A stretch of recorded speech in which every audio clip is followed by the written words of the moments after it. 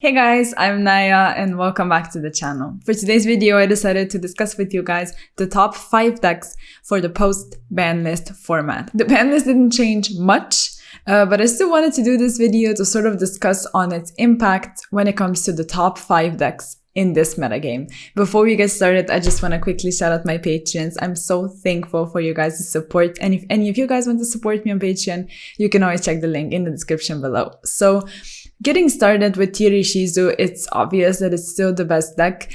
Basically, the deck wasn't really hit. The only hit that it really suffered is the Herald 2-1. And since it didn't suffer any hits besides that one, it's essentially still at full power. It still has the ability of building really insane boards, amassing resources when they're playing during your turn as well. And it's practically unbeatable. If you're not playing a mirror match, it's not that easy to go up against tier Ishizu. So there's that. Mirror matches are still going to be very prevalent, and the deck pretty much, yes, it lost a Herald, but that's it. Bestios are still there to be used in the mirror match, to be used against other light and dark based decks. You have Ishizu cards, which essentially, if you're not a deck that benefits from milling, they're just going to take away your resources, check what they're up against, build their board accordingly, and it's just annoying overall just looking at it. But basically how the ban list seems to be designed is they're giving back cards that are going to counter Ishizus. Now, one of the reasons for that is probably the fact that Ishizu cards just came out and it doesn't really make sense to hit the deck that's abusing them the most, and the cards themselves, of course, are not going to be hit because of the same reasons. So there's that. Also, the ban list happened quite soon after the last one that we had, so it's only expected that we are going to be seeing one quite soon. So in a couple months' time, we may be seeing a huge ban list that's going to address many things. And also the last reason, at least in my opinion, it didn't really seem to me like players were showing a lot of dissatisfaction with the format.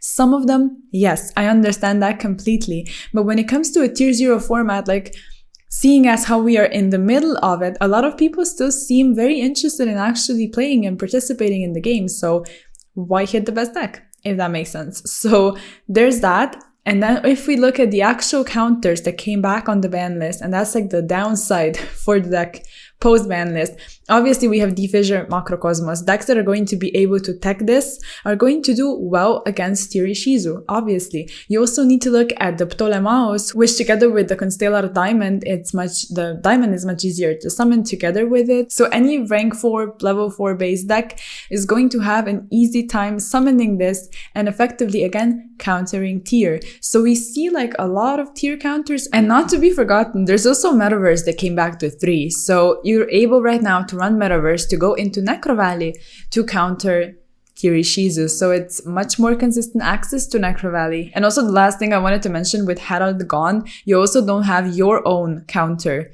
to the shifter if you're the tier player. So there's less shifter counters. So again, there's counters for tier Ishizu. So even though the deck wasn't really hit, counters came back, and I'm honestly wondering how much impact that's realistically going to have moving forward.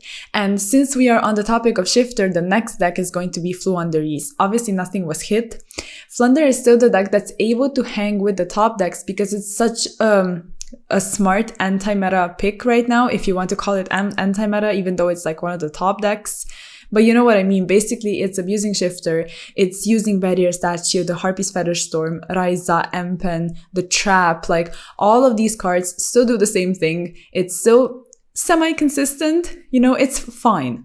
It's fine. It's still getting to the end boards, and it's able to counter tier Ishizu. It's not reliant on the graveyard light and dark monsters, so you don't really get hindered by Bestios. Ishizu cards are not that great to go up against because, again, they are taking your resources, they're checking what they're playing against, making a Dragostapelia, something like that. So it's not that easy, but still it is a smart choice right now if you're not trying to play tier Ishizu. So they're also, of course, going to be able to run Defissure, for example. A lot of people are saying, yeah, we're just going to tag this in Flunder.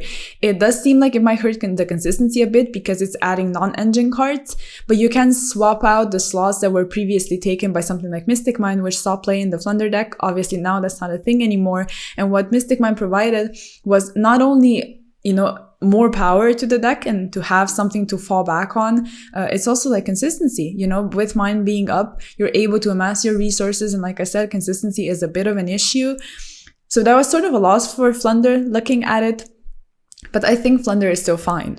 I think a lot of us are still going to be like, oh, you know, Flunder needs to be hit in some kind of way soon. So maybe on the next ban list. But moving on to the next deck, I also wanted to mention Sprite. There's not that much to say about it because the ban list didn't really affect it. What Sprite is good at is it's consistent enough where you see your engine, you see your hand traps, so you're able to establish your board, you're able to disrupt your opponent. If you're going for the spell variant, again, you know, you see your power spells. So I think what it comes down to when you're playing Sprite, because it's much lower on the power level next to Ishizu tier, you just need to be insanely skilled with it. You need to be insanely comfortable with it and just know the ins and outs of the deck. And it's really going to do well for you, I think. Like, your boards are very solid. If you're ending on Carrot Red, Elf Smashers, you have the Toad Axis, obviously you have Djinn Buster, even if you have enough resources.